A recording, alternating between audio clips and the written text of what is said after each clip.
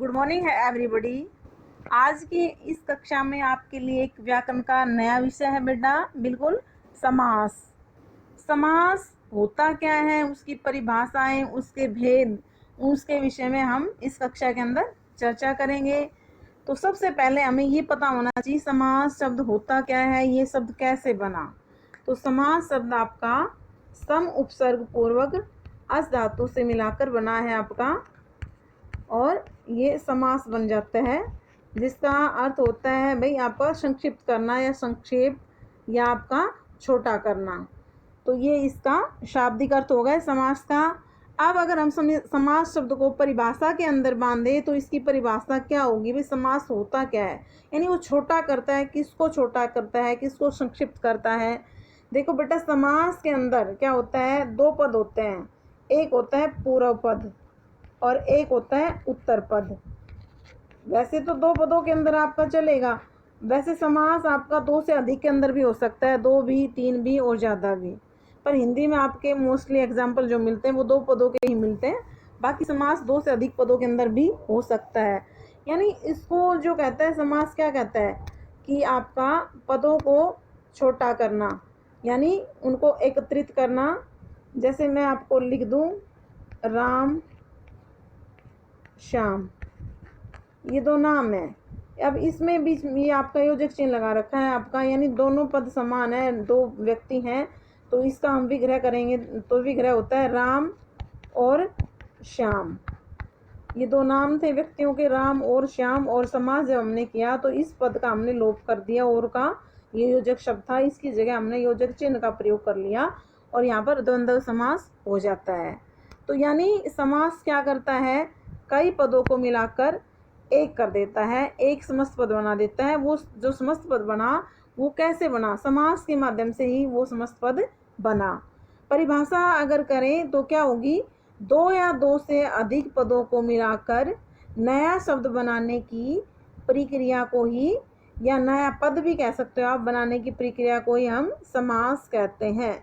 और दूसरे शब्दों में अगर हम कहें तो आपस में संबंध रखने वाले, यानी वो कहीं ना कहीं उनका कोई ना कोई रिलेशन होगा, संबंध होगा उन दोनों पदों का या दो से अधिक पदों का भी, वो क्या होंगे, उनका जो मेल होगा, दो या दो से अधिक पदों का जो मेल होगा वही क्या कहलाएगा, समास। देखो बेटा, कई बार क्वेश्चन हो जाता है संधि और समास में क्या अंतर है।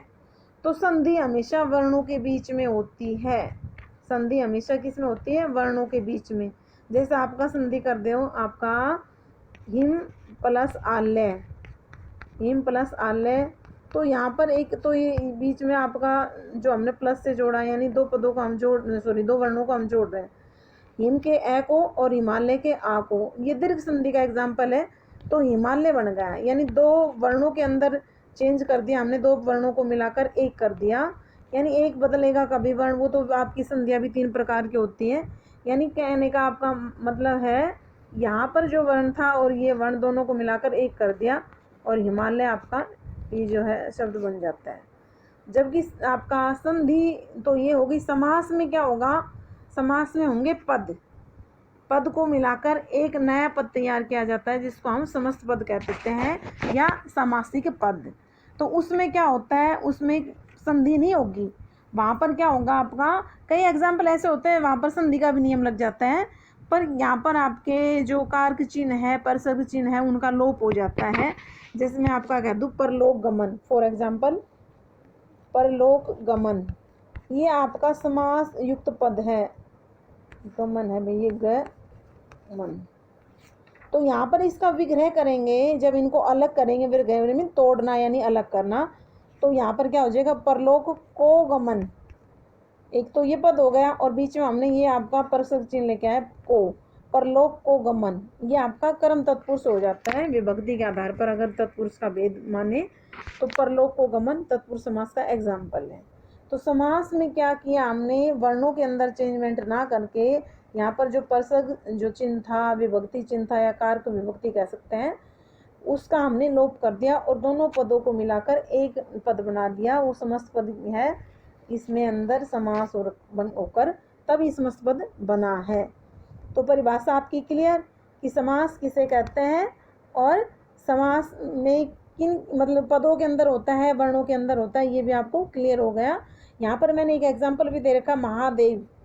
अब महादेव जो है एक समास युक्त पद है, समस्त पद है, ये समास करके बनाया गया है। यहाँ पर दो पद थे, महान और देव। विग्रह क्या, तो महान और देव तो नहीं कह सकते, महान है जो देव। अब यानी किसी तीसरे पद को इंडिकेट कर रहा है, महान है जो देव, अर्थात हम कह सकते हैं यहाँ पर शिव। अर्थात में लिखना पड़ता है यहाँ पर, तो खैर मैंने एग्जाम्पल में डाला है, वैसे समास के में तो अगर जब इसके भेद में जाएंगे तब तो हमें पूरा लिखना पड़ेगा कि महादेव का विग्रह क्या होगा, महान है जो देव अर्थात शिव, या ब्रैकेट से कर सकते हो आप, और बहुब्रीहि समास हो जाता है। पर यहाँ पर समास की परिभाषा में इतना ही लिखकर काफ़ी है। अब समस्त पद क्या होता है, देखो समस्त पद अभी अभी मैं आपको समझा भी रही हूँ। समास करने पर जो नया पद बनता है, नया शब्द बनता है या पद बनता है, उसे हम क्या कहते हैं, समस्त पद। परिभाषा में भी देखो बेटा अब शब्द का प्रयोग होगा, बाकी हम परिभाषा करते थे तो उसमें पद शब्द ज़्यादा बेस्ट होता है। दो या दो से अधिक पदों के मिल से जो पद तैयार होता है, जो शब्द बनाया जाता है, उसकी जो प्रक्रिया होती है उसी को समास कहते हैं। तो क्योंकि जब समास करते हैं तो उसमें पद होते हैं, एक होता है पूर्व पद और एक होता है उत्तर पद, तो वो पद शब्द प्रयोग हुआ है, ना कि शब्द। पर अब बुक्स है वो शब्द का भी प्रयोग करने लग गई, इसलिए हम भी बोल देते हैं। समास करने पर जो नया शब्द बनता है या नया पद बनता है उसे हम समस्त पद कहते हैं। आपका जो हमने एग्जाम्पल दिया महादेव, महादेव जो है ये शब्द है समस्त पद है, और आगे जो विग्रह दे रखा है हमने, ये आपका विग्रह, समास विग्रह जिसको कहें, इस समस्त पद का हमने विग्रह किया तो क्या बना, महान है जो देव, ये आपका विग्रह हो गया, ये समस्त पद हो गया। अब समास विग्रह होता क्या है, समास युक्त पदों को अलग करने की प्रक्रिया को ही समास विग्रह कहा जाता है। समास युक्त, देखो समस्त पद है, समास युक्त पद को ही समस्त पद कहते हैं। थोड़े शब्दों में अगर कहें, ये मैंने लिख दिया, समास करने पर जो नया शब्द बनता है उसे समस्त पद कहते हैं, या हम दूसरे शब्दों में कहें समास युक्त पद को ही समस्त पद कहते हैं। उसका ठीक अपोजिट हो जाता है समास विग्रह। समास विग्रह में क्या होता है, समास युक्त पदों को अलग करना, यानी इस विग्रह में होता तोड़ना, यानी अलग करना। जो समास किया गया है पद, उसमें से उन पदों को अलग से करना, फिर से अलग कर दो, उसके द्वारा जो प्रक्रिया करेंगे वही क्या कहलाएगी, समास विग्रह। तो ये आपका समास विग्रह। और समस्त पद का एक नाम होता है बेटा सामासिक पद, इसको समस्त पद भी बोल देते हैं और सामासिक पद। तो कंफ्यूज मत होना भाई ये क्या आ गया सामासिक पद, तो समस्त पद को ही सामासिक पद कहा जाता है। समास रचना में सामान्यतः दो पद होते हैं, ये भी आपको पता होना चाहिए, पूर्व पद और उत्तर पद। देखो मुख्यतः सामान्यतः दो ही पद होते हैं, पर दो से अधिक भी हो सकता है। जैसे मैं आपका कह दूँ, आपका राम श्याम और मोहन, या आपका ऐसे कर दे राम श्याम मोहन। अब यहाँ का विग्रह है, ये आपका हाँ समस्त पद है राम, इसमें फिर आपका यूँ कर लेंगे, यहाँ कोमा लगा देंगे, यहाँ भी कोमा आ जाएगा, राम श्याम और मोहन। तो जब इसका विग्रह करेंगे तो हम करेंगे राम, यहाँ तो आप कोमा लगा सकते हो, श्याम, और यहाँ अंत में आपका प्रयोग होगा और, यहाँ दो बार और नहीं करेंगे हम, और मोहन। तो यहाँ तीन पद मिलकर बन रहा है आपका, ऐसी बात नहीं कि दो में होता है, तीन में हो जाता है, राम श्याम और मोहन। तो ये द्वंद्व समास का ही एग्जाम्पल हो गया। अब समास के भेद कितने होते हैं, हाँ एक बात और, आपका पूर्व पद और उत्तर पद जो होता है, पूर्व पद कौन सा होता है और उत्तर पद कौन सा होता है, ये भी आपको पता होना चाहिए। पूर्व पद पहले पद को कहते हैं, जो पहला पद होता है आगे वाला उसको पूर्व पद, और जो पीछे होता है आपका उसको बोलते हैं उत्तर पद। ये आपका उत्तर पद हो जाता है, पहला पद दूसरा पद बोले, या पूर्व पद और उत्तर पद। वैसे समास के अंदर नामकरण किया गया है, परिभाषा में जब हम करते हैं तो पूर्व पद और उत्तर पद शब्द का प्रयोग करना चाहिए हमें समझने के लिए आपका, ठीक है कि पहला पद और दूसरा पद। अब समास के भेद कितने हैं आपके, ये भी आपको पता होना चाहिए, क्योंकि हम इस विस्तृत चर्चा यहाँ पर कर रहे हैं कि समास होता क्या है, समास पद क्या होता है, समास विग्रह क्या होता है, फिर समास के भेद कितने होते हैं। देखो यहाँ पर एक आपके लिए क्लियर कर दूं बेटा, मैंने लिखे समास के 6 भेद होते हैं, 6 भेद हैं, अब आपका हिंदी में तो आपके 6 भेद स्वीकार्य हैं, संस्कृत में 4 ही माने गए हैं। पर आपका क्योंकि संस्कृत से ही समास आई है प्रक्रिया, तो मुख्य रूप से अगर कहें तो आपके समास के 4 ही भेद हैं। समास के कितने भेद हैं? 4 ही भेद हैं। और उन 4 से ही आपके 2 और भेद बन गए हैं, कर्मधारय और द्विगु। कर्मधारय और द्विगु, इन्हीं 4 में से जो तत्पुरुष भेद है आपका, उसी का ही आपका कहें उपभेद कह सकते हो आप। तत्पुरुष समास के भेद कहे जाते हैं कर्मधारय और आपका द्विगु समास। तो उसके आधार पर यहाँ पर संस्कृत में तो 4 ही है, पर हिंदी में आपके 6 भेद स्वीकार कर लिए गए समास के। फिर भी अगर पूछा जाएगी कि मुख्यतः समास के कितने भेद होते हैं, तो वहाँ पर हमें 4 बताना चाहिए। मुख्यतः तो 4 है, पर अब स्वीकृत है वो 6 ही हैं। तो ये आपके कौन कौन से भेद हैं, ये भी हमें पता होना चाहिए कि समास के भेद कितने हैं। तो वो 6 कौन से हैं? सबसे पहला आता है आपका अविर्भाव समास, क्योंकि सबसे पहले इसी को रखेंगे तो आपको समझने में आसानी होगी, परिभाषा आपके लिए इजीली समझ में आ जाएगी। दूसरे नंबर पर हम रखते हैं तत्पुरुष समास को। फिर इसी के क्योंकि भेद कहे गए हैं तो इनकी ठीक बाद में रख लो, क्योंकि कहीं ना कुछ चीज़ें यहाँ पर तत्पुरुष से मैच करेगी। तो तीसरे नंबर पर आप द्विगु रख लेंगे। फिर 4th नंबर पर आपका हो जाएगा कर्मधारय, और आपके 5th नंबर पे 5वें नंबर पर होगा आपका द्वंद्व समास, और लास्ट आपका हो जाएगा बहुब्रीहि समास। मोस्टली बच्चे क्या करते हैं, इनके नाम लिखते वक्त भी गलतियां कर जाते हैं, वो गलतियां नहीं होनी चाहिए। आपको लिखना आएगा तो आप नंबर पूरे लेंगे, आपने अशुद्ध ही लिख दिया समास का नाम तो वहाँ नंबर कट हो जाते हैं। तो आपको साफ सुथरा और सही वर्तनी के माध्यम से उसको लिखना चाहिए। अब द्वंद्व समास है आपका, इसकी वर्तनी कई प्रकार से होती है। द्वंद्व अब बेस्ट जो है ना, अब वर्तनी में ये स्वीकृत है। वैसे इसका रूप ये भी चलता था, आपका ऐसे लिखते थे नीचे करके, ये भी स्वीकृत था।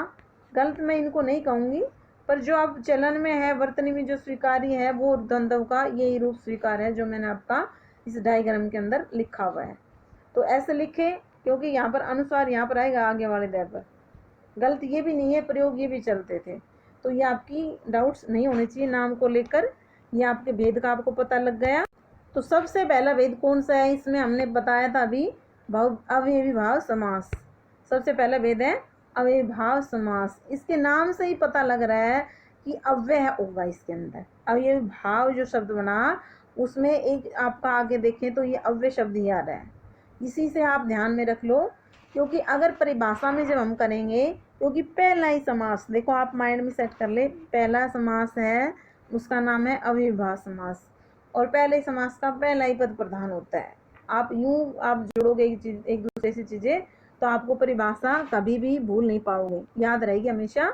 तो इसकी परिभाषा जब करेंगे, जिस समास का पूर्व पद यानी पहला पद अव्यय हो, और वो अव्यय क्या हो, प्रधान भी हो, तथा समास करने पर समस्त पद अव्यय का बोध करवाए। और जब हम समास करें और जो समस्त पद बनेगा, वो पूरा समस्त पद क्या कहलाएगा, अव्यय कहलाएगा। यानी वो समस्त पद ही आपका अव्यय बन जाएगा, क्योंकि पहला पद अव्यय था, और जब अव्यय दूसरे पद से मिला तो उसने समस्त पद को ही क्या बना दिया, अव्यय बना दिया उसको। तो उसे हम क्या कहेंगे, अव्ययीभाव समास। फिर समझे बेटा, जिस समास का पहला पद अव्यय होगा और वो उसी की प्रधानता होगी, यानी वही मेन होगा। पहला पद प्रधान है यानी पूर्व पद, और वो अव्यय भी होगा, और दूसरे पद से जब वो मिलेगा, यानी जो दूसरा गुण पद है उससे मिलने पर जो समस्त पद क्या बन जाएगा, दोनों पदों को जब मिलाएंगे तो वो अव्यय का बोध करवाएगा, यानी वो क्रिया विशेषण हो सकता है। ये संबंध बोधक तो नहीं होगा, यहाँ पर क्रिया विशेषण ही बनता अव्यय। तो आपके एग्जाम्पल यहाँ पर मैंने 2-3 दिए हैं, और उनको ही आप ध्यान से समझ लो। पहले तो प्रत्यक्ष, अब आपका उपसर्ग भी हमने पढ़े हैं, वहाँ पर भी इस तरह का एग्जाम्पल आपने पढ़ा होगा, प्रत्यक्ष। और आपका यहाँ पर संधि भी, इस शब्द के अंदर हम 2-3 चीज़ें सीख सकते हैं। देखो मैंने कहा था संधि होती है वर्णों के अंदर, और यहाँ पर अब मैं कहूँ इसकी संधि तोड़ूँ तो यहाँ पर प्रति और अक्ष ये हो रहा है ना। यहाँ पर अब जो पहला पद है वो उपसर्ग है, तो यहाँ उपसर्ग का काम कर दिया, ठीक है। यहाँ पर एक पद बन गया, ये आपका दूसरा पद है अक्ष। तो संधि की दृष्टि से तो जब करेंगे तो हम प्लस का निशान लगाते हैं भाई। ई के बाद अगर कोई स्वर आए तो आपकी यण संधि क्या कहती है, ई को यह कर देता है। तो उस दृष्टि से यहाँ पर ई को यह बन गया प्रत्यक्ष। उपसर्ग में हमने पढ़ लिया भाई ये प्रति उपसर्ग है और अक्ष मूल शब्द है, दो चीजें आपकी क्लियर। पर इधर यहाँ पर समास पढ़ रहे हैं तो हमने यहाँ पर दो पद अलग किए, तो बेशक से हम अलग कर दे पदों के, एक तो प्रति पद है और एक अक्ष है। पर यहाँ पर समास कहता है दो पदों में करता है तो इसके उसका परसर्ग चिन्हों को लोप करता है। तो यहाँ पर आपका प्रति अव्ययभाव समास में हमेशा जो आपका अव्यय होता है उसका अर्थ ही लगाया जाता है, उसमें अव्यय का अर्थ है। इस प्रति के कई अर्थ है यहाँ पर की और, अब कई के सामने, ऐसे इसका मीनिंग वो चलता है। तो प्रत्यक्ष जो है इसमें जब करें विग्रह तो प्रति और अक्ष दो पद है। जब ये तो हमने समास ना करके संधि की दृष्टि से दो पद बताए अलग अलग, पर जब विग्रह करेंगे तो यहाँ पर पद लाना पड़ेगा कि आँखों के सामने, अक्ष होता है आँख, ठीक है, इसका मीनिंग रखेंगे। और प्रति कहोगे के सामने, आँखों के सामने, तो ये आपका विग्रह होगा। इस तरह के विग्रह में बच्चे गलती करते हैं। प्रत्यक्ष यानी आँखों के सामने, ये आपका विग्रह हो गया और आपका अव्ययभाव समास हो गया। क्यों हो गया, क्योंकि पहला पद अव्यय है।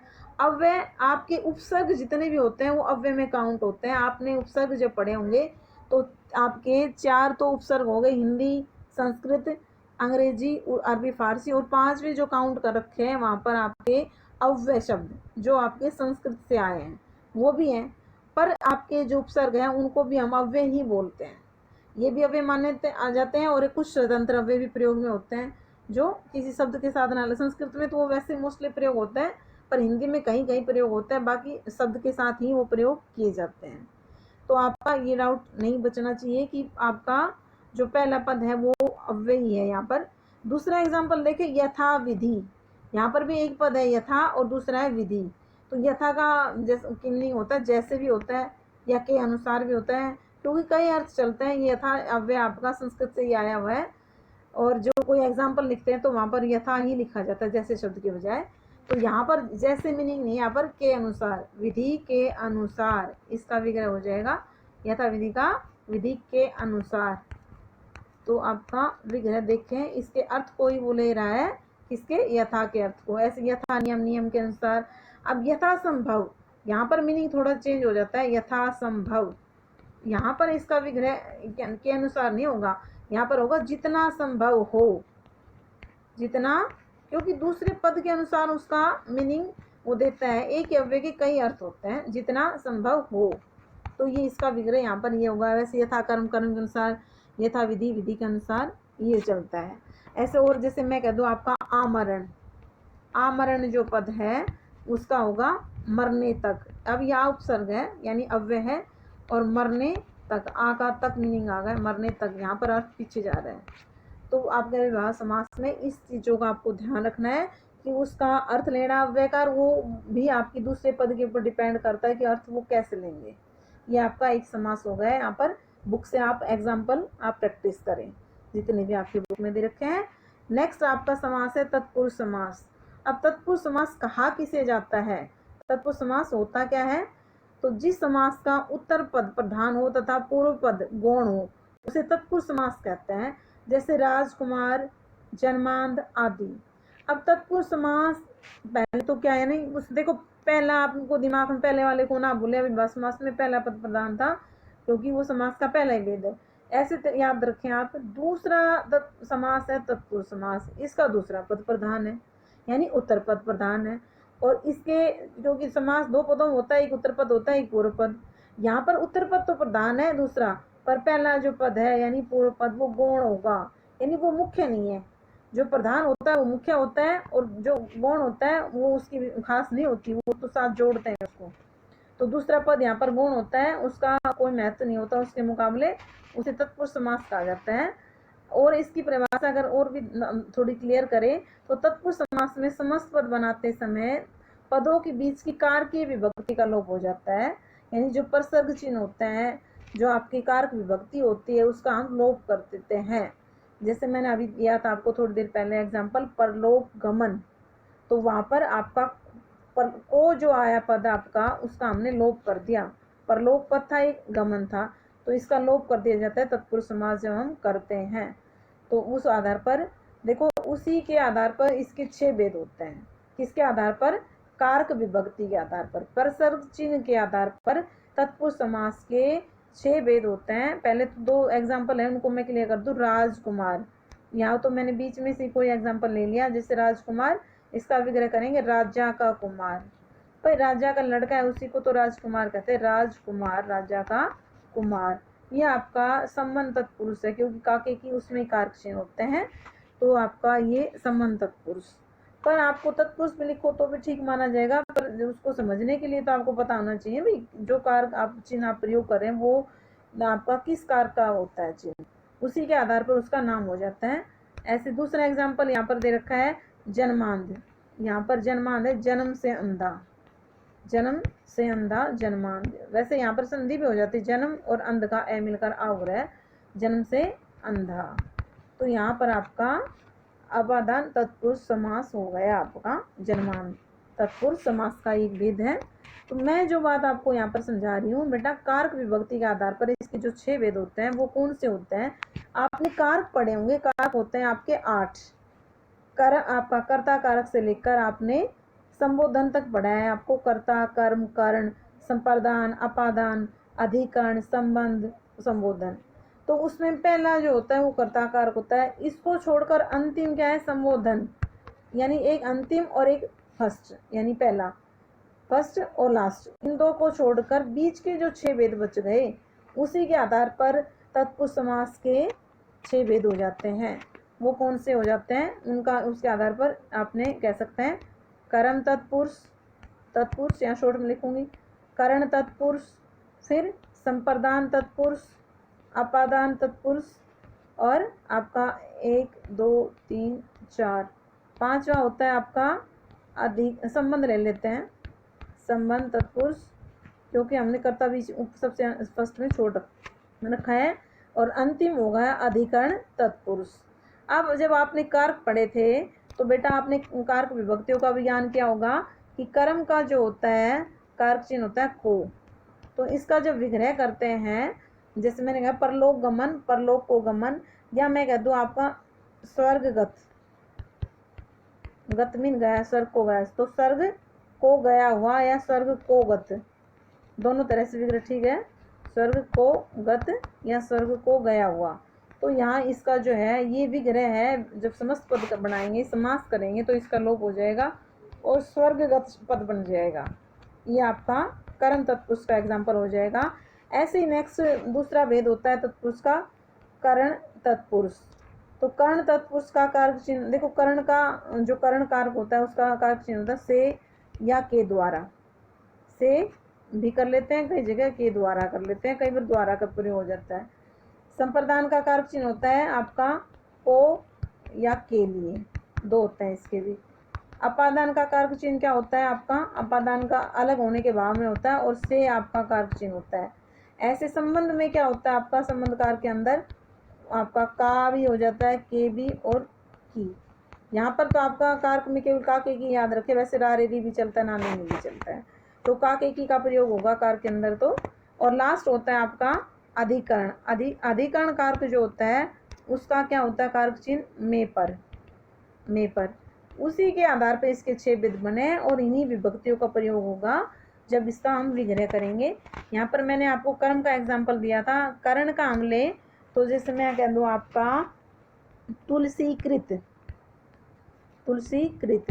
अब हस्तलिखित, सूरकृत, तो तुलसी के द्वारा कृत यानी तुलसी के द्वारा लिखी गई है, या तुलसी से कृत, दोनों तरह से ठीक माना जाएगा आपका, के द्वारा लगाए या से, तुलसी से कृत, यानी ये आपको साधन का काम कर रही, से लग गया।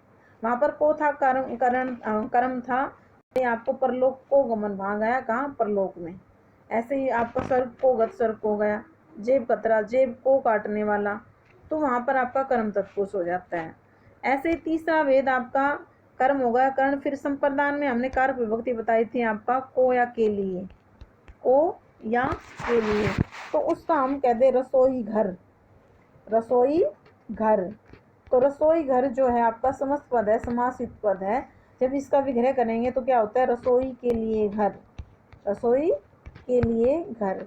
क्योंकि के लिए आ गया, जिसके लिए क्रिया की जाती है वो आपका संप्रदान होता है। के लिए कारक चिन्ह का प्रयोग होगा इसके विग्रह के वक्त, और जब हम समास करेंगे तो इसका लोप कर देंगे इसी पदों का, आपका कारक विभक्तियों का। ये संप्रदान हो गया। नेक्स्ट आपका भेद होता है संप्रदान के बाद अपादान तत्पुरुष। अपादान का कारक चिन्ह मैंने कहा था से अलग होने के भाव में होता है, जिसमें आपका कह दूं इसमें गुणहीन, गुणहीन तो गुण से इसका विग्रह करेंगे तो क्या हो जाएगा, गुण से हीन, यानी अलग होने का भाव होगा। ऋण मुक्त, ऋण से मुक्त, पथ भ्रष्ट, पथ से भ्रष्ट, इस तरह के पदों का यहाँ पर प्रयोग होगा। अगला एग्जाम्पल आपका मैं लूँ, संप्रदान हो गया, अपादान हो गया, संबंध तत्पुरुष का एग्जाम्पल लें हम। राजकुमार मैंने दिया था, ऐसे हम राजपुरुष भी कर लेते हैं। राजपुरुष राजा का पुरुष, यानी राजा के यहाँ पर काम करने वाला कोई भी व्यक्ति हो सकता है, तो राजा का पुरुष इसका विग्रह हो जाएगा। ऐसे राष्ट्रपति राष्ट्र का पति, लखपति लाखों का पति, इसके एग्जाम्पल हो जाते हैं राजदूत राजा का दूत, मृत्युदंड मृत्यु का दंड, ऐसे हो जाते हैं घुड़दौड़ घोड़ों की दौड़। ये आपके संबंध तत्पुरुष के एग्जाम्पल हो जाते हैं। नेक्स्ट अंतिम होता है इसी का भेद अधिकरण तत्पुरुष। अधिकरण का कारक चिन्ह बताया था मैंने मे पर, तो मे पर जब होगा तो ऐसे इसके समस्त पद को जब विग्रह करेंगे तो उन विभक्तियों का हम प्रयोग करेंगे। तो इसमें क्या हो जाता है आपका, जैसे मैं कह दूँ दही बड़ा, या आपका मैं दे देती हूँ दही बड़ा ही लिख लेते हैं, दही बड़ा। वैसे मध्यम पद लोपी तत्पुरुष में ही काउंट होता है, पर आपका वो भेद काउंट नहीं किए जाते, तो ये अधिकरण तत्पुरुष में आ जाते। दही बड़ा, दही में डूबा हुआ बड़ा, तो में डूबा हुआ, ये इन पदों का हम प्रयोग कर लेते हैं। ये मध्यम पद लोपी तत्पुरुष समास है हालांकि, पर इसको अधिकरण के अंदर ले लिया जाता है, आपके उसके जो सिलेबस उसके अकॉर्डिंग इसी में मान लेंगे। इसका और लें तो मैं कह दूँ आपका अश्रु गैस ले लें, या एक मिनट बेटा थोड़ा सा,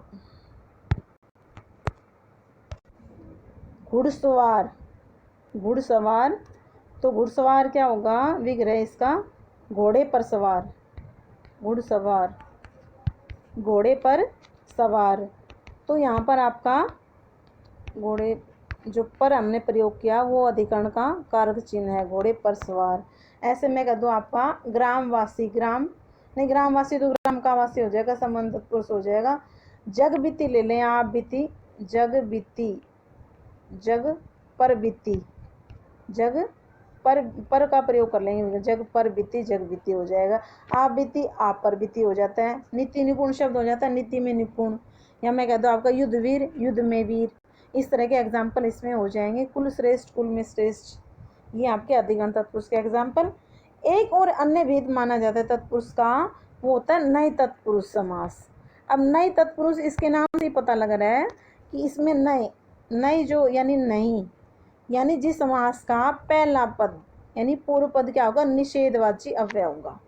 निषेधवाची बोल लो या अव्यय, अथवा अभाव को जो दर्शाएगा, निषेध यानी मनाई, अभाव को जो दर्शाएगा पहला पद, उसे ही हम क्या कहेंगे, नए तत्पुरुष समास। इसके एग्जाम्पल आपके सामने अज्ञान, अनंत, अनादर, अधर्म, अन्याय, बहुत सारे एग्जाम्पल हैं, पर यहाँ पर जो चीज़ें मैं समझाने की कोशिश करूँगी वो ध्यान में बैठा लेना बेटा, आपका 2 एग्जाम्पल में हो जाएगी।